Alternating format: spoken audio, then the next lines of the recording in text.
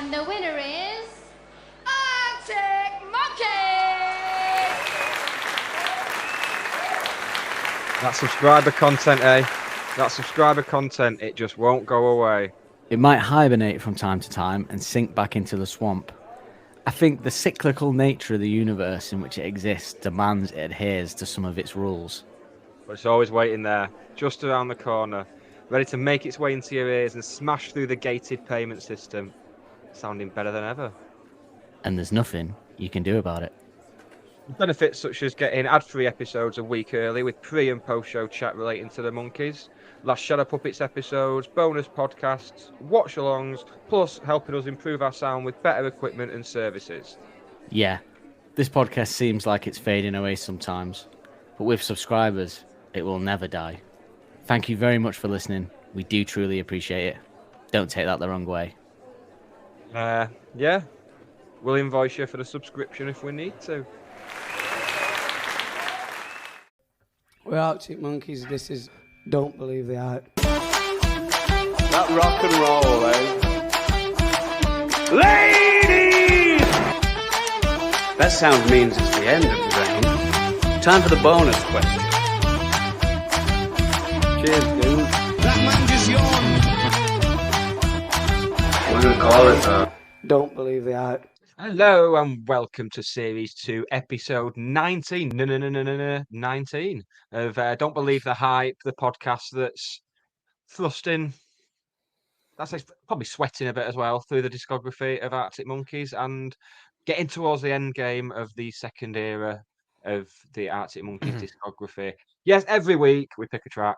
Not pick a track, but we go in order. Yeah, we don't go mental. Yes, with me, Nick Lee, and he had a woman. She went away. No, she didn't. Or she might if she gets bored enough to listen to this podcast. It's Dan Holt. Hello, Dan. I was trying to think what the reference was then, but it's of course Mr. Holt, Mr. Hawley himself. Does it count? Yeah, it does count. I tell you why it written counts. by Alex. Yeah, it counts because of that, but it also counts because it gives me a moment in a music video where I see Alex's reaction to how I would react if I saw Alex saying a line into a microphone. Yeah, so it counts just for that. But no, yeah, I'm good. I'm still a bit ill. Listeners of our Shadow Puppet subscriber content, which by the way, I didn't mean to ask you, but I don't care. But you should subscribe because we just had an excellent 50-minute pre-show chart saying our 10 best albums of all time. Yeah. And we only allowed one album per artist, so we got to showcase our other musical tastes as well. Yeah. And we're going to do more of that every week. So yeah, after about 30 odd episodes that have had subscriber exclusive content, we finally found a structure to it. Yeah, it took us. That's what we do. Slow burn. Yeah. If you do want to check out our subscriber content, go in the episode description and also find all our other links in there. Give us a like, rate, review, subscribe, and follow us across all the major social media platforms. I think initially we just thought, people would be happy. And to be fair, nobody's complained about it, but people haven't just heard us talk shit as we warm up to starting the opening credits of this show. But we decided to actually give them something worthwhile now as well. Because sometimes it can just slip in. It did used to just slip into a chat about football, which not everyone's interested in. It's very polarizing, isn't it? But if you're interested in music chat in general, then check out that list. I think we got quite into the details. Well, I thought it was going to be about a 15-minute feature, and it was 50 minutes. So that should tell you that. And at the end of this, the post-show chat, we're going to put our favorite Arctic Monkeys albums in order at the post-show chat. So, it's all happening, guys. Get on it. Get on it now. All indeed. But use it or lose it, sisters. To quote Jim Carrey in Dumb and Dumber. To quote my Tinder profile, we are enough about what's coming later, though. What's coming now, Dan? What's coming right this second? To quote me with my pants down in the nunnery. See, I don't like the word nunnery because I always think like nunnery should be like, when you teach a child like slang for their vagina. It's like, oh, have you washed your nunnery? Quite ironic, to be fair. We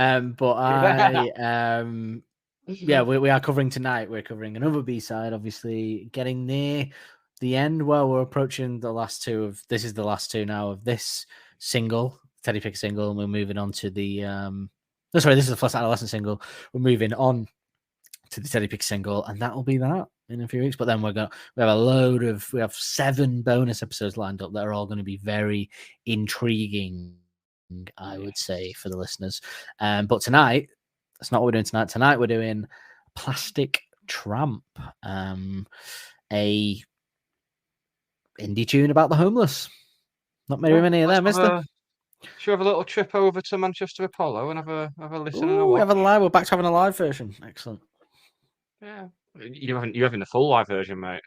I've treated you under 3 minutes. Under 3 minutes. Nice, that's the rule. It's a software brief. Good old Miles. We're looking at you, Nettles. You'll be back. Can't wait. Let's have a listen.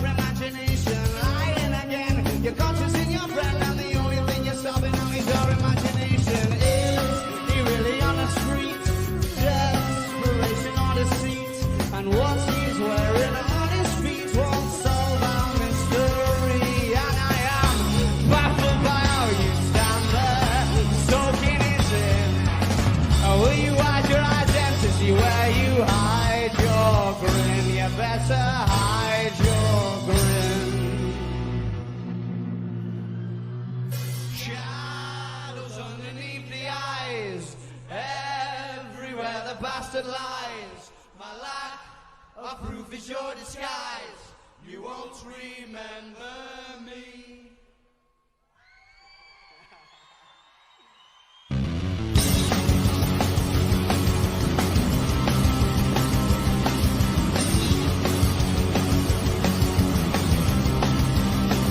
There's nothing really I can say. I'm sorry, man, walk away. I could be wrong on this, you play your game. It's wonderful, I'm also kind. And idiots is redefined. I can't imagine that you mind at all. Well, you're lying again. Your conscience in your brain, and the only thing you're stopping out is your imagination. Lying again. Your conscience in your brain, and the only thing you're stopping out is your imagination. I was staring at me. I looked like I was staring at something. Was from Live at the Apollo, Plastic Tramp with Miles Kane, sandwiched in between Death Frame Tour and 505, which of course also features Miles Kane. Couple of things. Go on. One, that is the best Miles Kane look. I was thinking that. I actually thought to myself, I thought he looks like a very handsome, sexy man there, whereas now he's an aged, kind of riddled, sweaty man. Yeah, I always imagine he's one of the characters. I always imagine he's one of the characters from Tranquility Base Hotel and Casino, one of the washed-up rock stars. He pulls off a turtleneck remarkably well, doesn't he? Yeah. It's making me want to he get back on the turtlenecks, to be honest. He is a bit like one of the characters. Maybe that's who Alex had in mind. Yeah. To be fair, he just spent like 3 years with Miles when he wrote that. Yeah, maybe that. Yeah, well, there you go. There's some insight. I thought that he says something to Alex during that little break there and makes Alex laugh. I'd love to know what that was on the mics. We should start a band. I reckon he went, I'm going to shag that girl third row from the left. Already had a sense of the dressing room. He's going, oh, Miles, you're a court case waiting to happen. Well, he obviously didn't think that because he didn't distance himself from him. Let's get on to the music. And I am going to make a point that I've been waiting this whole era to make. Oh, really? Okay. I've been waiting this whole era to make this point, and because I felt that this was the best song to illustrate it. Oh, here we go. What now? We haven't done the information action ratio or anything yet. Yeah, we'll do that first. That's a good point. Bloody hell, you could have been waiting so long. You're so eager that you. I know we changed it for Matador, but that was weeks ago now. Come, we're over it. And Yeah, anyone who will have listened to that episode will know that we were very drunk when we recorded it, so that should be out of your mind. Another thing, it still hurts me every time I see Ed live at the Apollo clip. I'm glad that we're moving past them now. There's one more in there as well. Nettles wants a word. And Bad Woman. And Bad Woman. So once that's over there, I don't have to think about, that's still biggest regret of my life is not the biggest regret. Biggest regret's Alton Towers. But no, no, so go on. Information me so we can get to your point that you've been waiting years to tell. We've got a lot to get to before we get to that, my friend.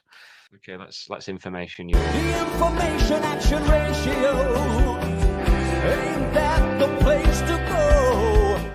Plastic Tramp is 2 minutes and 53 seconds long, and it has 8.1 million streams on Spotify, so less than a third of the Bakery, so a lot less popular. It is 175 beats per minute and is in the key of G. Wrong key, though. Other key tracks in G are the girl band that were very much the Kinks to Destiny's Child's The Beatles. It's TLC with Let's Do It Again. And as everyone knows, I prefer the Kinks, so that should give you some insight into when I think about TLC. Next is How I Feel Now whenever I have to listen to a new album by them. It's Exhausted by Foo Fighters. And I want a really fun, exciting band name that just invokes positivity and happiness to everyone that hears it. Well, it's Those Memories by the Brian Jonestown Massacre. Not good memories. Those memories, are they? Not good. Good band, though. Good band. Good band. This song has been played live 9 times by the band. Firstly, on July 22nd, 2007 at Festival de Mimes, France. And lastly, on December 17th, 2007 at the Carling Apollo, Manchester, aka Live at the Apollo, aka the video. Yeah, we've heard. Correction here. Because Miles obviously does the guitar on Plastic Tramp, we have a bit of correction because apparently we didn't know this and we didn't say it last week, but you probably flooded us with, because we haven't released that yet, we've probably been inundated with messages, I'd imagine. On The messages have literally been coming in. Miles also did the guitar on the Bakery, apparently. So the co-writing credit that it's weird because it says co-written by him on the Bakery, but it doesn't say it for Plastic Tramp. But we know he did the guitar for Plastic Tramp. So that's what led me to think that he actually co-wrote the lyrics with Alex for the Bakery. And maybe he did, but he gets a credit for that, but not for this. Weird. It only serves to further my theory, though. That does my hot take. It's gonna be a hot take, actually. Fuck, I'm gonna use a hot take jingle when it comes around to it. Get on with it. Come on. Feel free, mate. Feel free. I will feel free because I'm the one who presses the buttons. Reviews time, mate. Reviews time.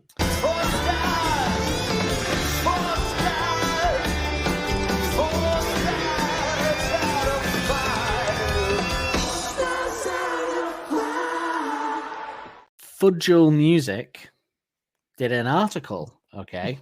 And that's what I'm having to go to. But it has led to some interesting discussions. So Fudgel did an article, right? It's a WordPress website. So yeah.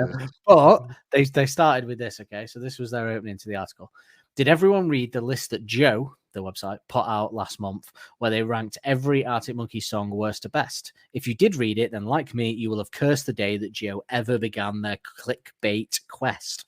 Why couldn't they just stick to what they know, such as superimposing footballers' heads into movie scenes? Kiara Knight was the writer behind the list, and while she insisted that the Monkees were her favourite band, she ended up panning a third of their tunes, which is sacrilege, as they've never had a bad album track. There's 2 songs one at least I can think of, before labelling their psych rock gem of a record, Humbug, a flop. How dare she? I am with this fella here.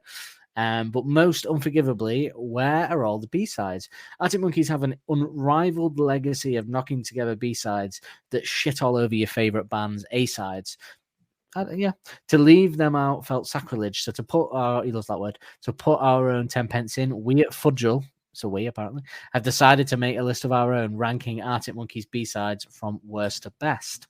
Like Kiara, we haven't held back if we believe a track is a stinker, and unlike the A-sides, a few of those B-sides are most definitely stinkers, but for the most part, we're here to celebrate the brilliant B-sides from the best British band of the noughties, and arguably still now in some people's opinion. Yeah. So they put on that list Plastic Tramp at number 19, saying Miles crops up again on guitar. That's a good way of describing Miles crops up again with more wiry riffs and It's up like a severe yeast infection. sneaks up, probably is how it's described in most court transcripts. Crops up again on guitar with more wiry riffs and wacky effects, whilst Alex turns up with snarky observational lyrics. Sorry, I just thought that charity thing you're doing. Imagine if they go, and we booked Miles Kane, and you sit down and he goes, I listened to some of your previous work. And he just leans forward and he goes, you weren't far off the mark, lad. Winks at you and you just do the Yeah. I just pulls out a notepad of his grievances. So Miles crops up again on guitar with more. Why he goes full Father Ted? He goes full Father Ted. And he's like, and now we get on to the liars. Yeah. Whilst Alex turns up with snarky observational lyrics as he tells off a chancer who invites charity by pretending to be homeless, he hilariously voices the inner monologue of anyone who has doubted the authenticity of a street sleeper. Here's hoping that an Alex Turner novel will arise one day. Wouldn't that be nice? Wouldn't it be nice if more on that if you subscribe and listen to the pre-show chat? But I got a little bonus round there off the back of that. Yeah. That sound means it's the end of the round. Time for the bonus question. So for all that, I think we would both say that this guy seems to know what he's talking about with the Arctic Monkeys, doesn't he, the B-side? So because he'd probably say what we'd say about that Joe list. So yeah, so you'd think then. I'm not going to. Obviously, he ranks them all, so there's loads. Okay, so I'll give you a brief at the end. But do you want to hazard a guess of what he's put as the top 5? So we'll start with the top number 1. Is the best Arctic Monkeys B-side as put by this guy. Perhaps contentious. So it's hazardous to say this as a clue, but it's first album era. Really think about that. No. Is it Bigger Voice? I'm saying it's first album era, but it's also not first album era. Yes, that's correct. In that case, he's gone. He's gone. Who the fuck are Arctic Monkeys? No. I'll have one more guess. I'll put it this way: I don't think it's a B-side. That's my first grievance with this list. I don't think it's a B-side. So is it from that EP? No, we agreed to say, even though I didn't. Has he gone for something from Boardwalk? No, it's not a first album B-side in my opinion. It's not from Who the Fuck Are Arctic Monkeys EP, and it's not from Beneath the Boardwalk, and it's before Favorite Worst Nightmare. Baby, Can't give you any more clues than that, really. No, because that is a B-side. Is it? I don't know. What's the lead single on Baby I'm Yours? Leave before. No, I just assumed he could not have possibly said that. Yep, he's put number 1 favorite B-side Leave for Last one. Because imagine my surprise, right? So I think, this could be a bonus round. This fella knows what he's talking about from the list there, and his scathing response to Joe's list. So I scrolled to number 1. I'll get Nick to do the top 5. I thought, what's he got as number 1? That's going to be interesting as a fan. Leave for Lights, come on. A single, not a B-side. What's his second favorite? Fucking Love Machine. No, his second. What do you mean? So his second is also from the first album era, and is a B-side. Now, bear in mind, that's his number 1, Leave for Lights, come on, though. Even if you do count it as a B-side, I don't think it's the best B-side. No, but it's not a B-side. It's not a B-side. Famously. So he's already... the thing is, it's embarrassing if you take down someone's list and then make an error in the top spot of your own list. That's what's depressing there. I bet he's a listener as well. He's probably going to... I bet he's a listener. If he's listening to him, he's probably one of our listeners, isn't he? Don't want him. I'm assuming it's a him, perhaps sexist, but there's no name on it. It's just Fudgel, so there's no credit to it. I'll have a look. But yeah, number 2, it's from the first side era. Yeah, I'm going to Bigger Voice again. Also not, you could argue. There's another clue. What? No, it is a B-side, but although you could argue it's not, but it is a B-side, but I'm saying it's not. You might not class it as the first album B-side era, but I do. Well, we do. We decided to, I think. I'll just tell you. This game. Is there? Well, it's hard to describe this one. So it's Who the Fuck Are Arctic Monkeys is number 2. Which again, good tune, but I don't think number 2 in the whole Arctic Monkeys ethos era of B-sides. That's number 2 by any stretch of the imagination. Number 3 is an AM B-side. Stop the World. I'll give him that. It's a pretty good song. I think if anyone has that in the top 5, I wouldn't have it in my top 5. But if anyone does, I respect it as a decision. It's no You're So Dark, though, is it? Let's be honest. No, but it could have been on AM, I think. Stop the World without it seeming jarring, whereas I don't think You're So Dark is, but I still prefer you. I don't think You're So Dark could be on AM, but I think Stop the World could, in principle. Number 4 is a Suck It and See B-side. Evil Twin. Yep, so he's picked up his game here. Yeah. I'm starting to gain some respect here. No, he might lose some respect here with this. But number 5 is one of the B-sides that we've done in this era. We've already done it. Bakery. No, that would be good. That would be respectable, I suppose, over it, I suppose. And I like this song, but you not so much, I don't think. See, it's all if you found this, it's probably too late. No, I'll give you another clue. You might make some Latin-based puns out of it if you were so inclined. Latino. Well, not Latino. Yeah. Is that racist, say Latino for the Spanish? I mean, yeah, because it's not accurate. No, it's not, is it? No. I don't know why I said that, to be honest. I don't know why I said that. Do you know what it is? Do you know why I said that? Because I got confused because one of our listeners sent us saying he hasn't finished the pod yet, but he can't understand why neither of us thought of... hang on.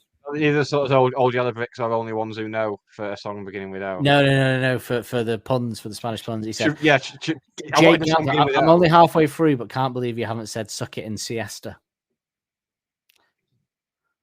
I don't think we're qualified for this podcast anymore. Excuse me, I came up with. You're not. I came up with My Paella and Tranquility Base Hotel and Chorizo. You let the side down, mate. I was labouring for Chorizo old yellow bricks. You were also labouring for an awful Arabella one, but I can't remember what it was. Yeah, but I listened back to that, and there was a lot of slurring going on there. Well, something about goes to get out. It also it just made no sense. It was the ramblings of a madman when you said it. Arabella, yeah.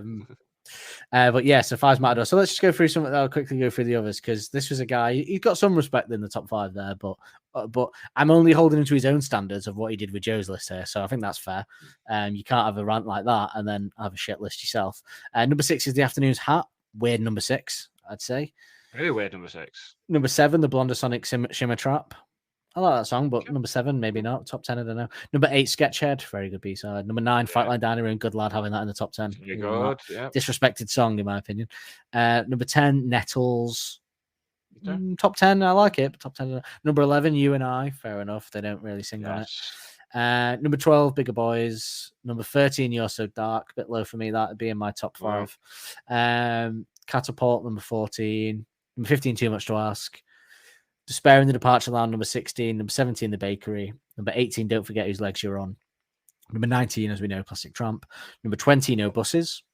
Number 21, Put Your Dukes Up, John. Shouldn't be in there, really. It's a cover. Number 22, so another glaring error. Included Leave for Lights going as a B-side, and it included a cover as a B-side. Although we covered it. So it's a... Well, let's maybe not get into this. Yeah, let's not get into that. No, this philosophical discussion. Oh, that was it. We decided, to be fair, and we decided it's a B-side if they released it as an official track on a CD or a vinyl or something like that. It's not just some Spotify session. That's the rule. So we'll give him that. Oh, it's in there. We'll give him that. That's the official company line. But joining the dots is 22, 23 Temptation, and this is his kind of top. So 24 Cigarette Smoker, 25 Little Illusion Machine, we're a Riddler, which it's showing so I can see that, isn't it? 26 To Frame Tour, 27 IDST, 28 What If You're Right First Time, very low for that song. 29 I Haven't Got My Strip. This is his biggest error, right? So we let him off because we said about the B-sides. Having Leave for Lights Come On, number 1 is a bad one, right? But imagine I've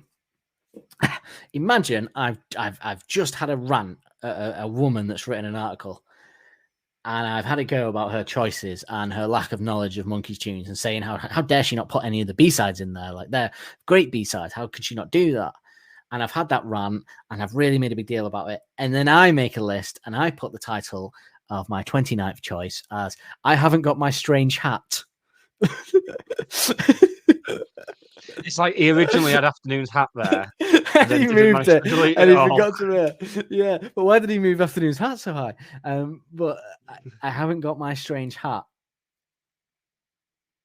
I just couldn't get over that for someone. But I'm only holding him by his own standards of because normally I wouldn't take a blog, but he was so scathing and so like on point that I thought I haven't got my strange hat.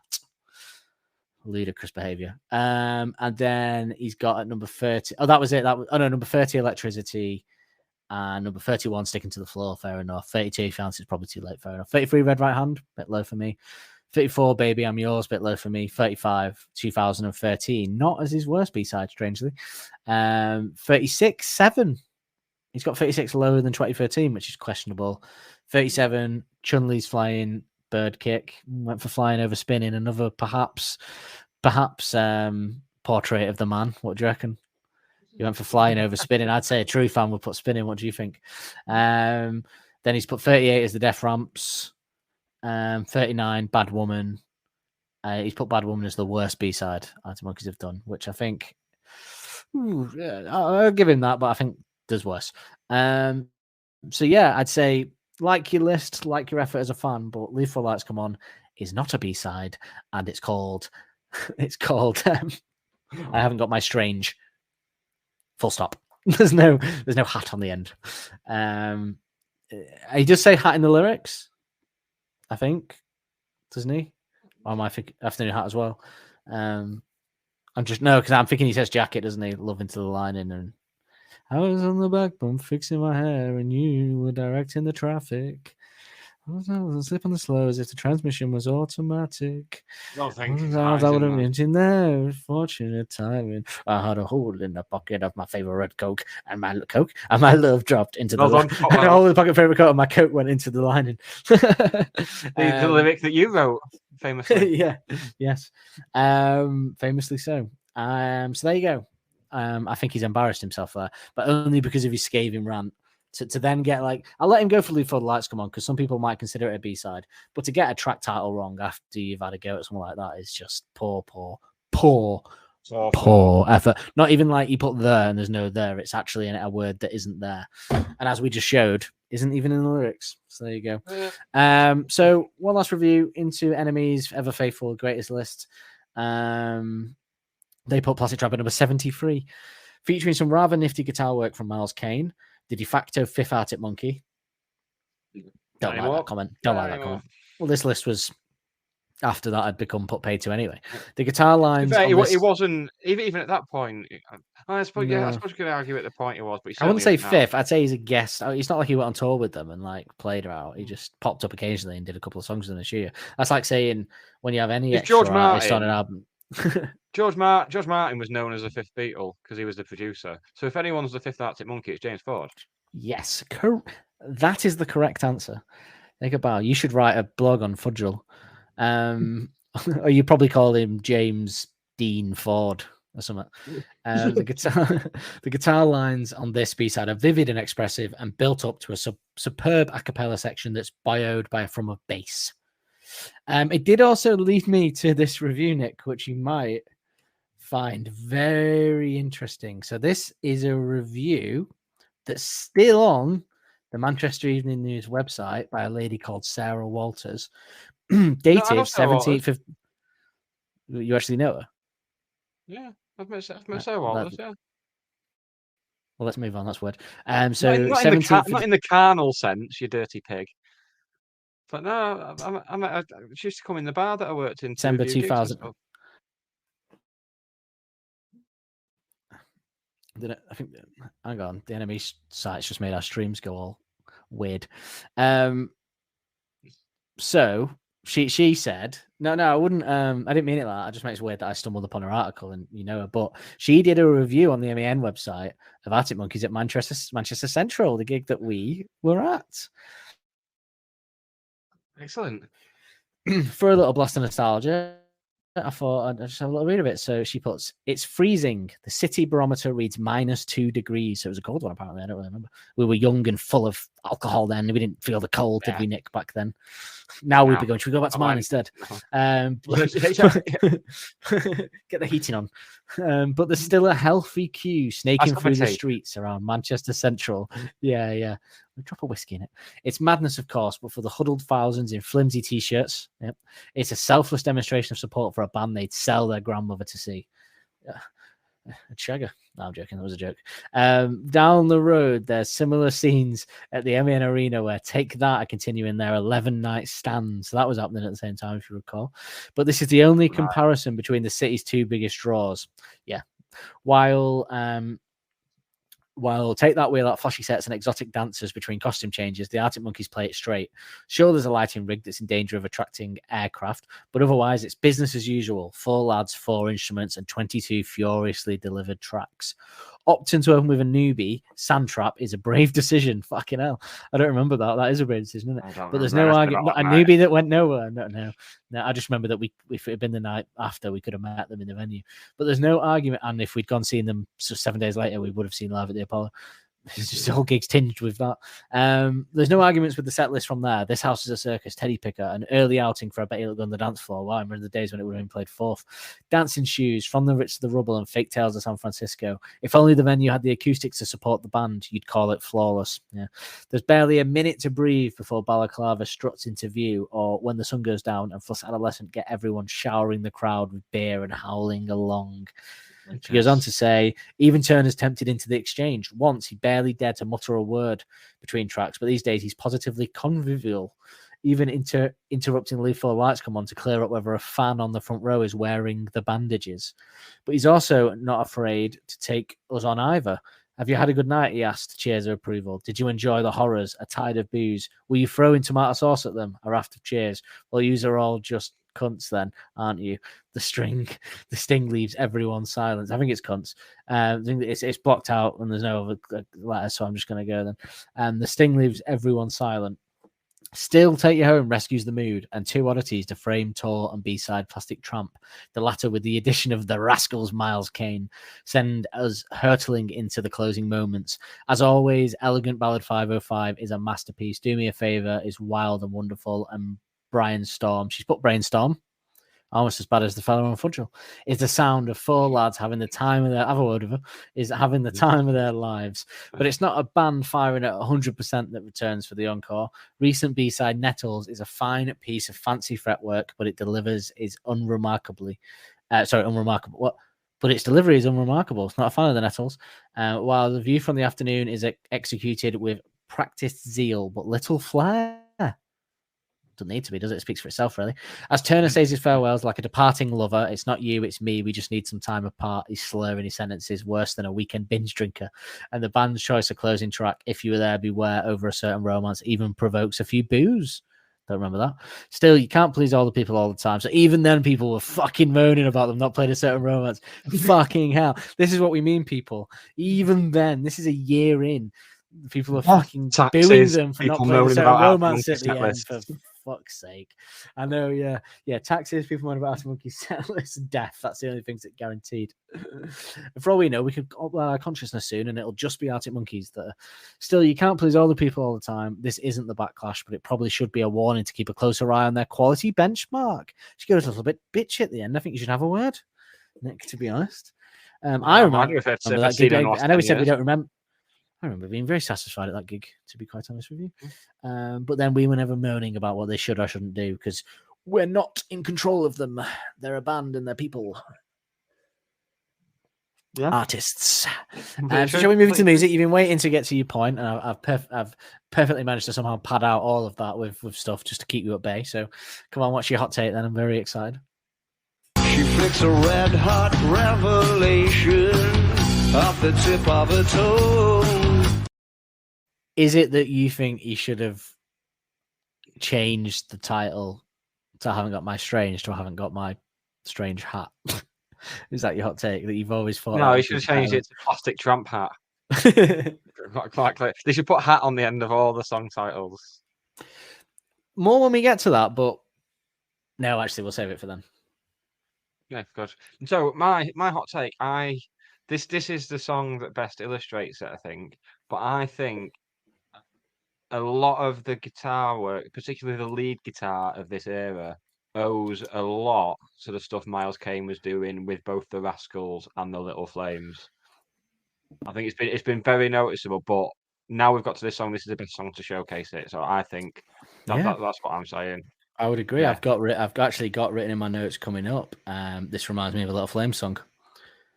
So I would wholeheartedly this is the most agree. Little Flames-ish. Yeah. I would wholeheartedly agree with that, especially that like when we listened to Little Flames last album. I would 100% agree with that. I think this is his full-on influence in this one more than any other song that he's been involved with or that they've done from influences. Yeah, absolutely. Couldn't agree more. Thank you. Cheers, mate. Nice bit of feedback to start this one, isn't there? I imagine Miles loves a bit of feedback, doesn't he? Oh, I bet he does, yeah. Not in the bedroom. No, I bet he does in the bedroom. He's like, was it as good for you as it was for me, love? She goes, yeah, it was amazing. Do me again. He goes, I've already ordered you a cab. Sorry, got the next one coming in. It's like a deli. It's like a deli. They have to take a ticket in his living room. Well, he wipes it on the curtains and gets ready for the next one. Occasionally lets him take a doggy bag home with the offcuts. Don't know what that meant, but it sounded vile, didn't it? But yeah, I imagine I like the don't even know what that meant. That's how it works. Offcuts. The offcuts. Oh god. Good lead guitar from him though, as you say. I've got my exact words were, does actually feel very Little Flames, that lead guitar, which obviously makes sense, is what I've put.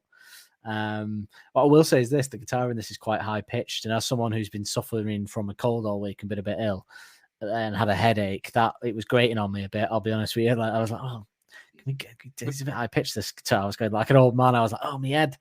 Can you knock it down, lads?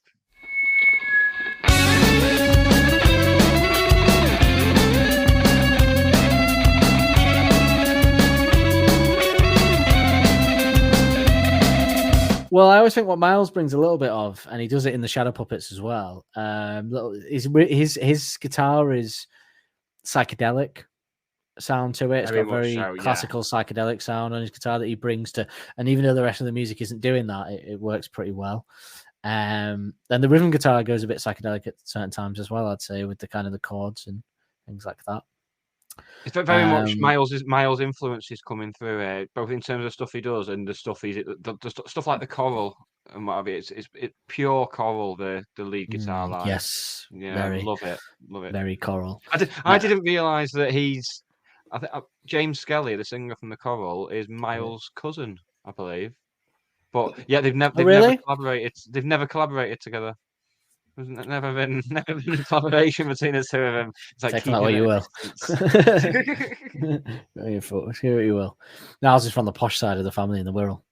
But the Wirral Riddler. The Wirral Fiddler, as some might refer to him. Right, mate. Genuinely, I was texting the girl I'm seeing earlier, and we were she asked me what song we're doing tonight. Slip that one in. And I mentioned that Miles. I mentioned that. Oh yeah, I mentioned that we're doing a song that's got Miles Kane on it, and I said, the Wirral Riddler, as he's known on the song of the same name, and then literally I said, Wirral Diddler more like, and then she literally sent that exactly the same time. one mind. She doesn't know. Yeah, you used to say that about me, didn't you? Before you fell in love, like a jaded lover. That's right. I sent you a little thing for National Dan Day today. That's right. I'll go back to my girlfriend, mate. Don't worry about it. National Dan Day, and I sent you a little meme for it. You did, yeah. Meme, was it? It was just a thing saying it's National Dan Day. You did at the same time as you did it. My girlfriend also sent it to me, and I felt like I was in a kind of love triangle for a moment. Oh, which one do I respond to? The twat in the middle. I know, is it the tit in the middle? No. Oh, the prick in the middle. That's it. But yeah, the drums in the verse are just typical Held as Fair, really, aren't they? The drums in there, just what we'd expect. Looked even better live, though.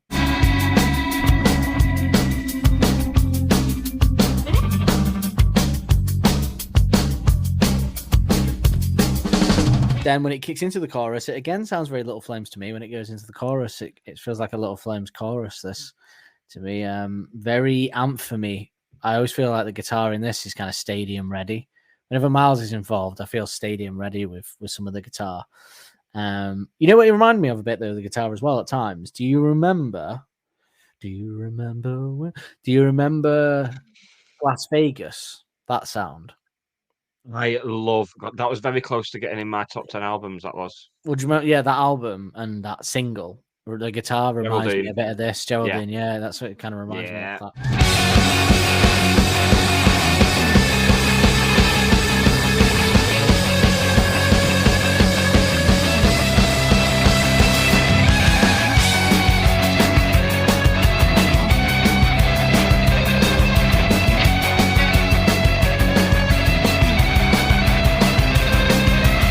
That bass bit after the first chorus, though.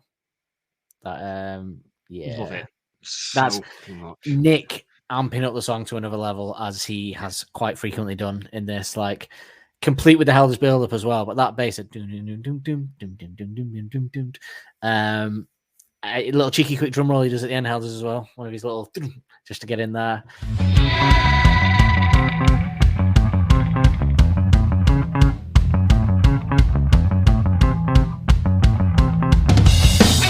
Actually, some really good drum roll fills in the second verse. He takes the song again from being just your average kind of fare to the bass and the drums, then just elevate it into something else entirely than just your average kind of indie tune.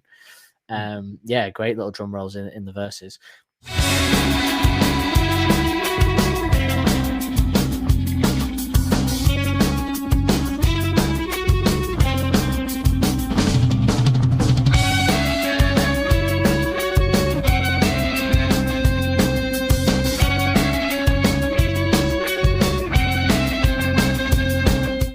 Interesting, I thought, in the two lead guitars in the second verse. Miles again doing that Little Flames psychedelic Miles Kane signature sound, but Jamie sneaking in some Cookie Monster Specials lead as well. Both doing the lead. He's going, we're not having it. We're not having it without. He's having it without some Jamie Cook Specials. We're not having it. Loving it. Me, myself, and Irene. Chin. Bum chin. Yes, I'm not having this bin diver coming in and doing me bits, Alex. It is great, like for Minge diver. What you see is like a fairly. I think it's got a similar sound to a lot of the like formulaic indie that we had at that time, but they still managed to elevate it with these little flourishes. Yeah. This one does. I think this one probably feels the least favorite Worst Nightmare, though. Like you say, it has got that. Miles has stamped all over it, hasn't he? Yes, stamped and spread all over it like a. Well, you don't need me to finish that. No. I think everyone's finished that already. I don't think. She's finished the course of really, antibiotics. Hopefully. Aside from the fact that it's in the favourite Worst Nightmare era, I don't think you could place an Arctic Monkeys era on this track particularly. No, I think you could. It's favourite Worst Nightmare the best, but it's not an obvious fit, I don't think. So no, it could be in the Humbug B-sides, couldn't it? And it could, maybe a bit out of place on Suck It and See, but yeah. There's nowhere that it fits as an album track, though. Nowhere. Oh God, no, definitely not. I enjoy it. I really like it for a B-side because obviously we've had the discussion about particularly the Bryanstone B-sides about could they get on the album at the expense of the Bad Thing, and yeah, it's a bit weird to get to that point where you think no, this is straight away you're just like no, this absolutely wouldn't fit any album. Yeah, it wouldn't really. I wouldn't have it anywhere near it. It doesn't even fit the era really. It could slide on its own. So, it could be if you change the lyrics slightly and a bit of the style, it could easily be a Shut Up Puppets B-side, like a kind of 2 Art 2 Weeks scenario, But yeah, the kind of like there's a fill bit before the breakdown of Helders, which is another kind of good little drum fill part of his.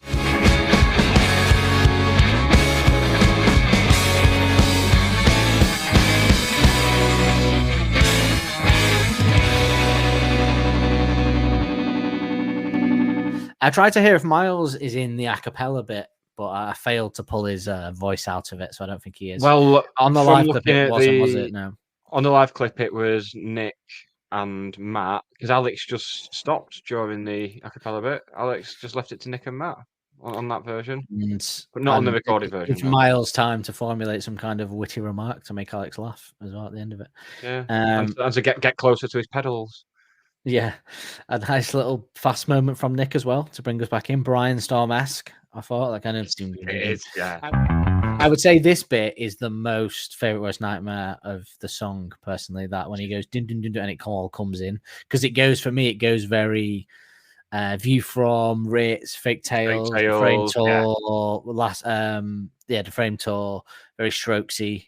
I think from that point on, after the breakdown, it stops. It goes back into being classic Monkeys fare, I'd say.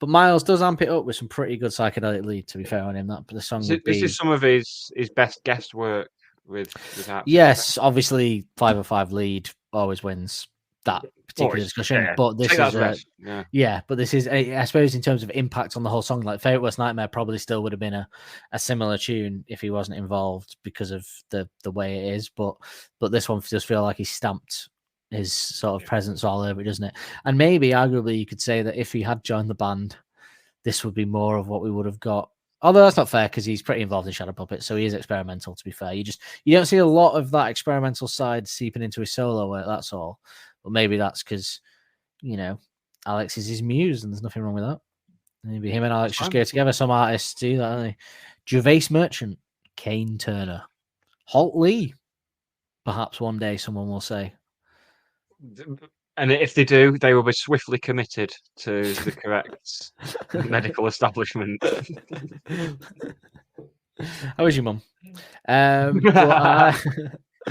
Miles doing Helder's doing some good. Helder's doing some really cool drumming too in this. So I think really it's a kind of an average tune, and the lyrics we'll discuss. I'd say it's an average tune, but then to be fair on Miles, he makes it a lot better with his guitar and having that bit of different sound on it. And then Helders and Nick, as ever, turn it into like a pretty cool tune. But the end actually very similar to the end of Matador, because I'd heard the end of Matador only yesterday because we released that episode. And the drums and the sound of the guitar when it stops, I was almost expected to hear that monkey laughing again at the end with the way that it did that guitar.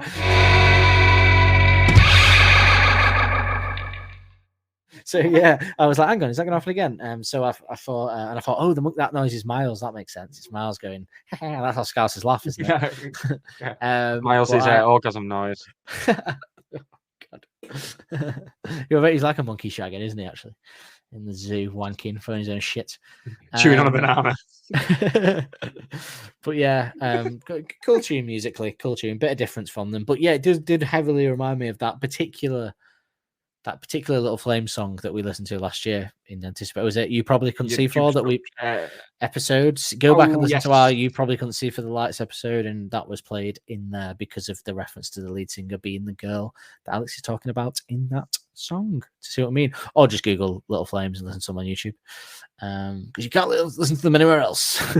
But now I remember, I think at the time we said they weren't on Spotify, and that was weird. Yeah, neither the Rascals. Neither the Rascals, no. Or maybe the Little Flames were, and the Rascals weren't. I can't remember, but I think it's that way around. Yeah, the Rascals definitely aren't, because I was looking the other week. Yeah, I was the only person searching for a Rascal song last week. So Alex is singing in this, pretty standard, isn't it? Not his best work on this album, but not his worst either, I'd say. Little Flames are on here, but The Rascals Are Not. That was the correct order, Also, you're right. yeah.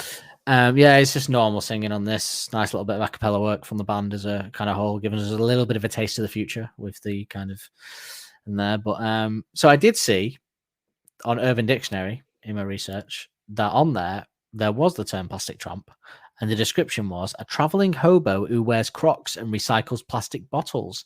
The plastic tramp swept through town buying all of our Crocs using money here and recycling all the bottles that we forgot about.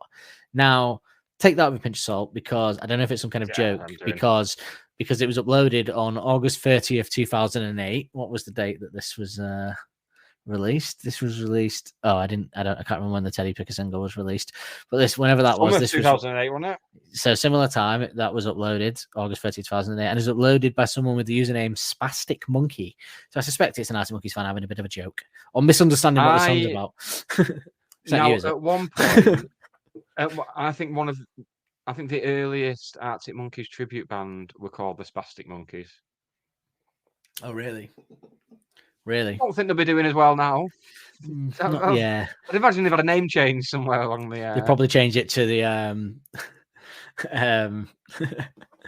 oh, what's it called? The Spastic Society. Scope Monkeys. Scope Monkeys. Why change the name and ruin it? It's the Spastic Society. Well, I have a bit of information on information. That's what I need. I need No, wrong podcast.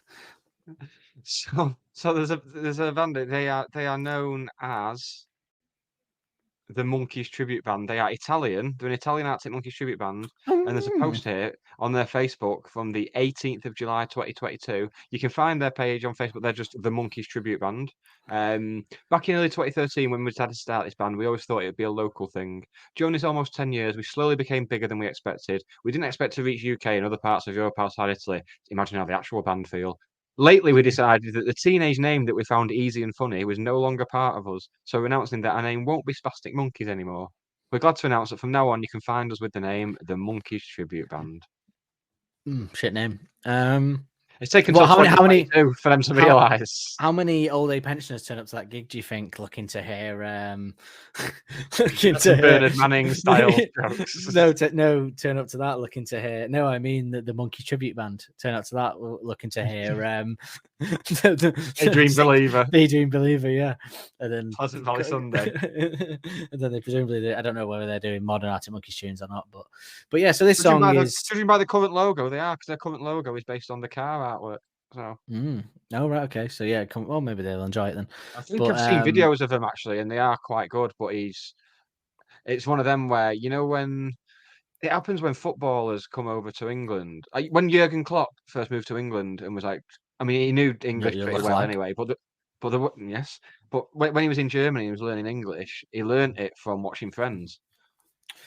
Yeah, I've heard quite a few people use Friends to It's learn quite other a languages, don't they? common thing, yeah. And it's like these Italian guys from the videos I've seen have learned English from listening to Arctic Monkeys, so it's a bit jarring at points.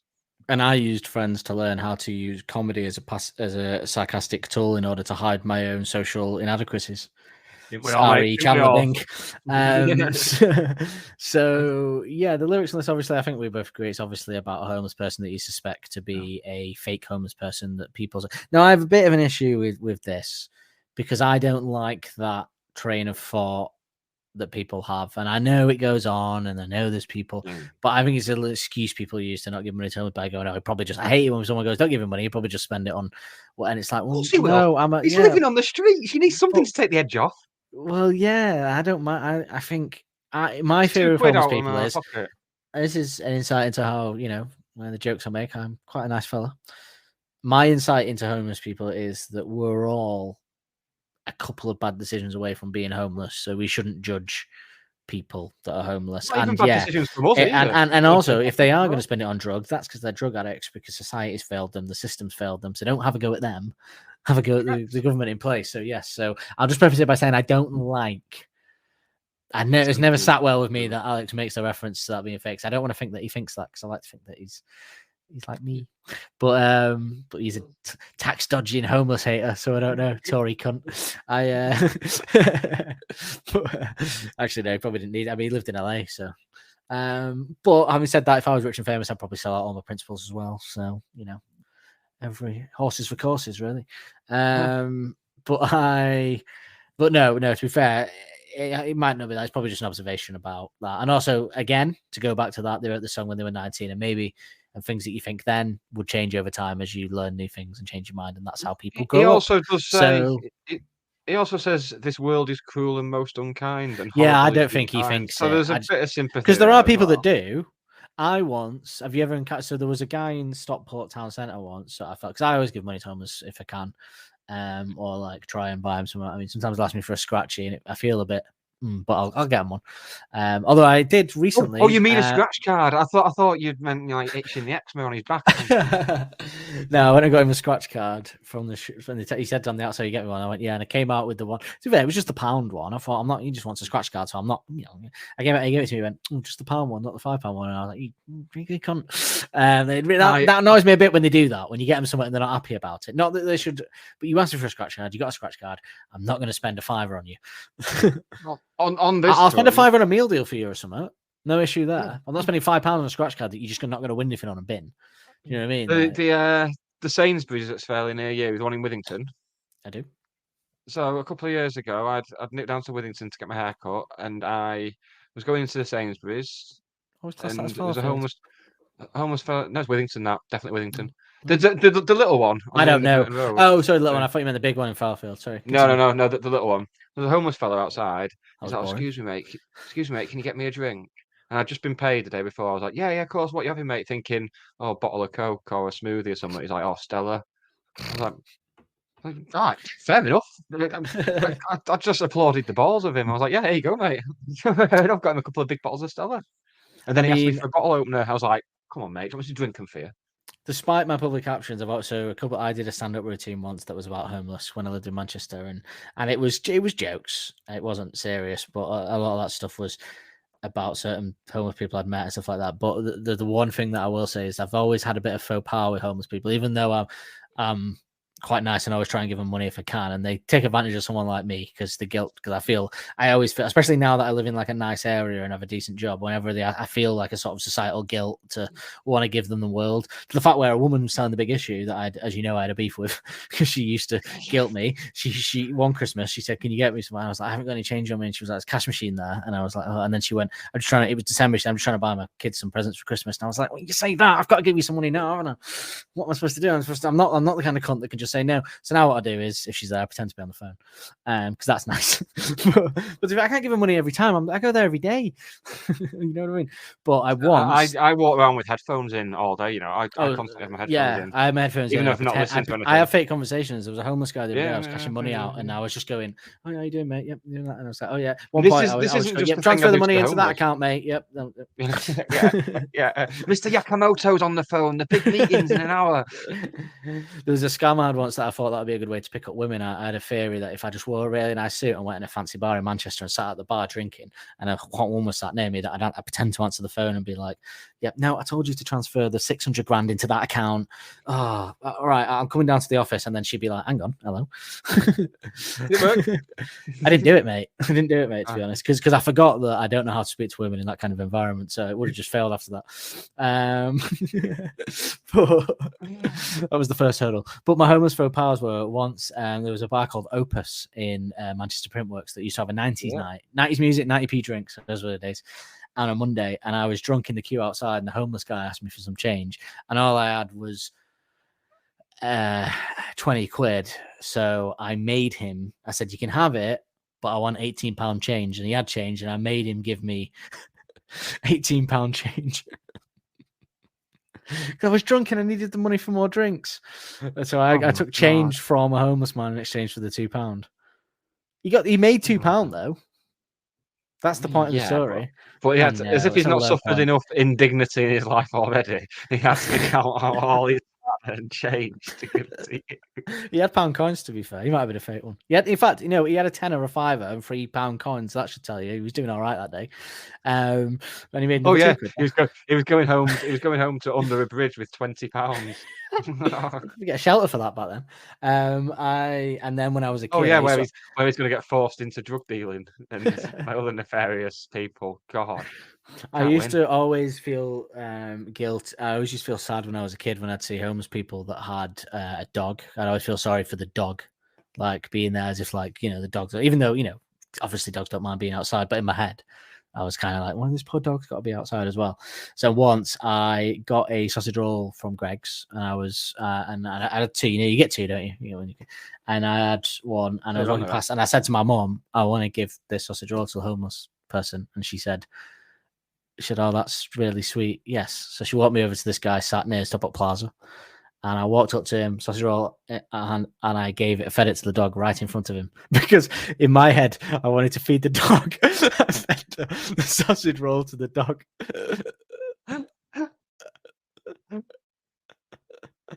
Poor bastard! Didn't even break it in half.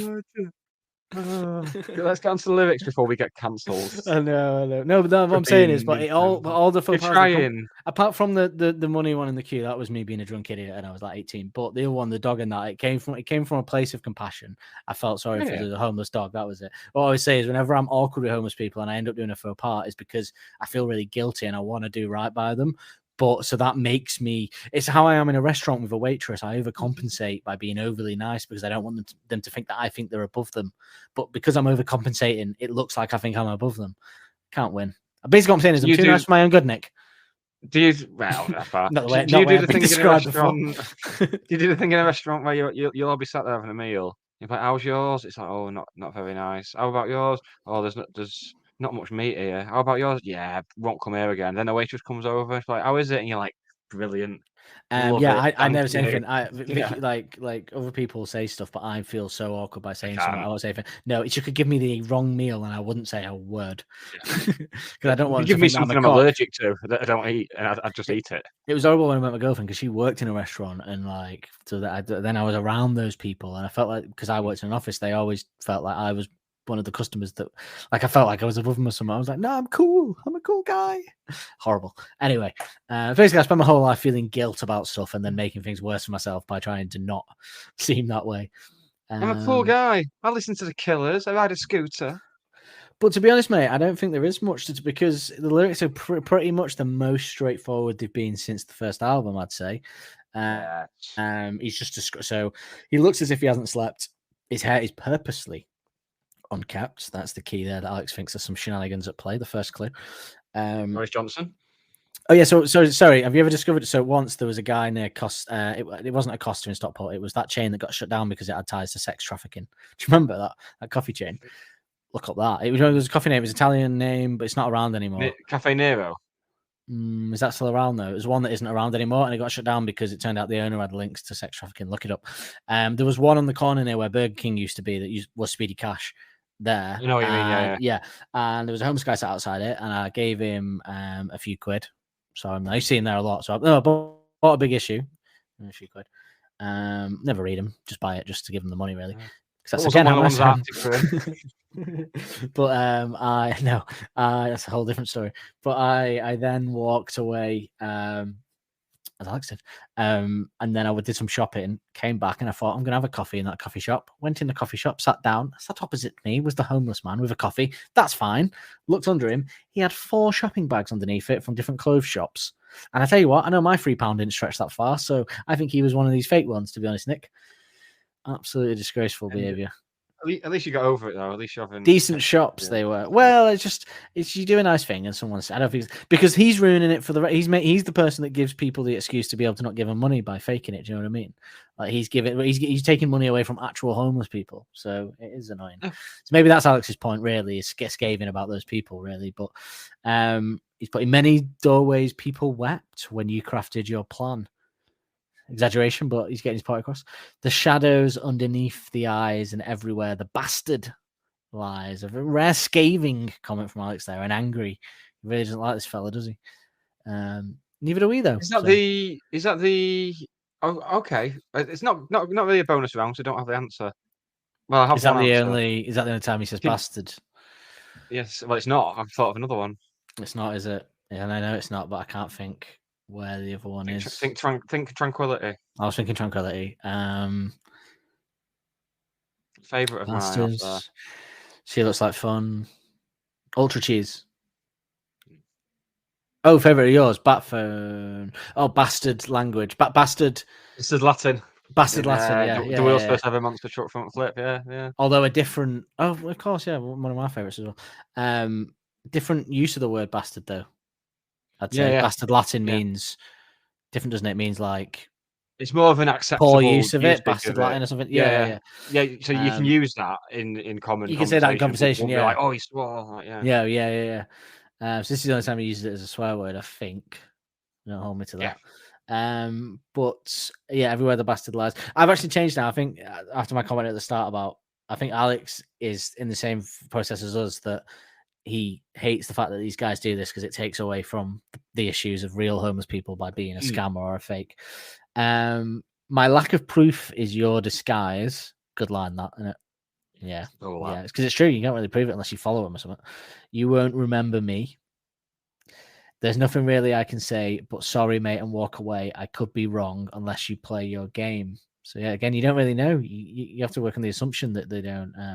Because I think there's like a cliche that they wear like nice trainers, homeless guy with nice trainers is a giveaway, but I don't think it is always. This world is cruel and most unkind, and horrible is redefined. I can't imagine that you'd mind at all. So I think he means by that, like, I don't think you'd mind the world being crueler because it feeds into your sort of game that you're trying to get money from people. You're lying again. Your conscience ain't your friend.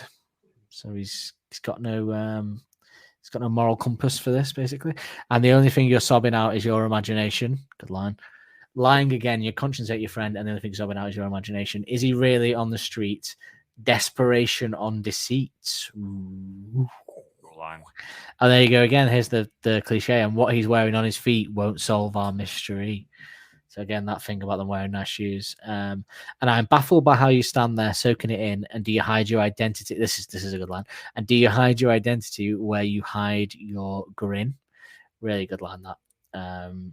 Very good. I know, nice little Alex metaphor that for hiding, keeping your identity and hiding your grin. Better hide your grin. Repeated shadows underneath the. Obviously, this is the same lyric. Just put there, and then I think it's the same lyrics, isn't it? After that, so yeah, just kind of a straightforward description of no messing. No messing, just straight to it. B-side about this particular. I remember at the time thinking this is a weird thing because it didn't. Because now we've got Tranquility and other stuff, and although the first album was about characters that you would see around, I always felt this song was a departure from his usual style of what he would write a song about, because he's never really, I know he's done scathing dark characters before, so it'd be on point with the first album more lyrically, I guess, because, you know, Scummy Man and stuff like that is where it would fit, but it just always felt a little bit different to me than his other lyrics, particularly in this era.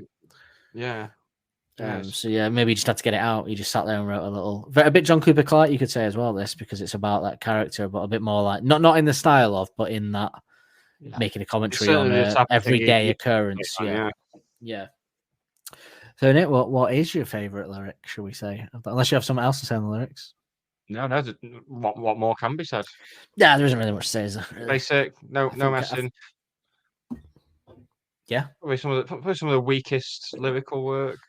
Few nice metaphors in there, but I think he's making more of a point. It sticks with me of someone that's pulled out a notepad and written a song about something that's really pissed them off that they've just seen. That's where it stands for me. Yeah. And then Miles has done some equally sort of angry psychedelic guitar alongside it. But yeah, not his most interesting. I wouldn't say not his best work. I'd say not one of his more interesting lyrical songs. Although an interesting topic, perhaps, not interesting lyrics to read and discuss. I'd say. Yeah, as we've shown. Powerful. Let's go to the favourite lyrics. Too busy with the mind on clever lines. One last homeless story. My mate, this isn't me doing a faux pas, but my mate once, and I can't believe it, he's when we lived in the Hacienda together in Manchester, we went to see a film. I think it was Creed 2 at Christmas. It was absolutely freezing, and we went to Deansgate, not Deansgate, the Printworks to see the film. Walking out, absolutely freezing, about 9 o'clock at night. Should we find a bar? It's freezing. And he stops across the road right next to a homeless fella, and he goes, oh, it's fucking freezing tonight. I won't want to be out here tonight. And I was like, oh, for fuck's sake. So, yeah, let's go find a nice warm bar, shall we? Sorry, mate. Have a good night anyway. I can't believe it. Not me for once either. It's gone bleak tonight, hasn't it? What's your favourite lyric? This song's going to keep me up all night. I like. Do you hide your identity where you hide your grin? Better hide your grin. It's the delivery more than anything else, I think. Yeah, I think I'm going to have to go with you on that. I think it's a good, especially with the way the song starts for the breakdown as well. The better hide your grin. Anyway, I think when we get to the musical moment, I think we may also have the same one for that. Let's see. My sound in your ear that make you get up and down. Mine would be the bass bits. It's same. But to be fair, shout out to Miles and his influence on this tune being more than usual. But the bass, I love the bass bits. They really they take it to another level. Otherwise, it would be a pretty poor B-side, I think, without the great bass and drum roll bits as well from Helders. But yeah, Helders and O'Malley saving the B-sides again. The rhythm section coming in clutch. Well, if you take a lot of them, the amazing bits out of these B-sides, there'd be a lot less, as our friend from Fudgel said, remarkable. They'd be, take that bass out of a couple of the last tunes we've done. Not good, mate. Not good. But yeah, cool tune. And it kind of a calm for a storm, I guess. Perhaps. I'm glad it exists. I'm glad it exists. I'm glad it exists. In the oeuvre, I believe. And I'd rather listen to it than The Bad Thing and Old Yellow Bricks now, to be quite honest with you. Don't want it on the album, but I'd rather listen to this over them, I think. Same, to be honest. I've fallen out with Old Yellow Bricks in a big way. So have I. It was on Come Down With Me the other night in between scenes, and I was like, oh, fuck it. I'm muttering to myself like Fingy in Home Alone. Like, fucking. It's like I was washing cutlery and I was like, oh, fucking. That has been Series 2, Episode 19, Plastic Tramp. Don't forget, if you subscribe, you can get extended video and audio versions of all the podcasts a week early, as well as our Last Shadow Puppets episodes and our bonus episodes. We'll be back next week with what, Dan? I think it's time the listeners knew the truth about us, Nick. Hopefully it won't be too outrageous to say that our relationship is up and down. We're either shouting or we're shagging, locked in a tempestuous phase. Well, maybe I shouldn't have revealed that publicly. It's just hit me. We can't go back. I do love it when you touch my chest and move to the back, though. Getting a bit weird this now, I think. The smiles have all turned into frowns from the audience. But turn them back into smiles, as next week we're hitting you with a peanut butter smooth bass line and a slick, sweet, understated dark chocolate bar of a tune. Don't know why I went with those metaphors. They have no relevance to the lyrics. Please come and listen anyway, or is that too much to ask?